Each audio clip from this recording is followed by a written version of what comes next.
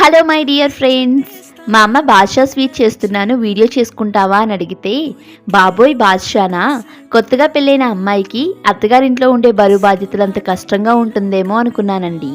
కానీ అదే పెళ్ళి అబ్బాయికి అయ్యి అత్తగారింట్లో ఉండే మర్యాదలు అంత ఈజీగా ఉంటుందని అనుకోలేదు. ముందైతే ఒక కప్పు గోధుమ పిండిలో ఒక 2 స్పూన్ల నెయ్యి వేసుకుని, సరిపడా ఉప్పు, ఒక చిటికెడు వంట సోడా వేసుకుని చపాతీ ముద్దలా కలిపేసుకుని ఒక అరగంట అయితే పక్కన పెట్టేసుకోవాలి.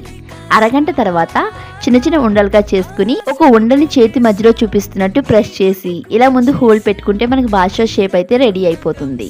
ఇప్పుడైతే ప్యాన్ పెట్టి ఆయిల్ వేసుకోవాలి. ఆయిల్ అయితే గోరువెచ్చగానే ఉండాలి, మనం వేలు పెట్టేలా. అందులో బాద్షాలను వేసుకుని గోల్డెన్ బ్రౌన్ కలర్ వచ్చేలా వేపుకోవాలి. పాకం రెడీ చేసుకుందాం. ఒక కప్పు పంచదారకి 1.5 నీళ్లు వేసుకుని సువాసనకి ఇలాచీ కూడా వేసుకుని ఒక తీగ పాకం వచ్చేలా చేసుకుంటే పాకం రెడీ అయిపోతుంది. ఇప్పుడు వేయించిన బాద్షాల్ని అందులో వేసేసుకుని ఒక 10 నిమిషాలు వదిలేస్తే బాద్షా రెడీ అయిపోయినట్టే.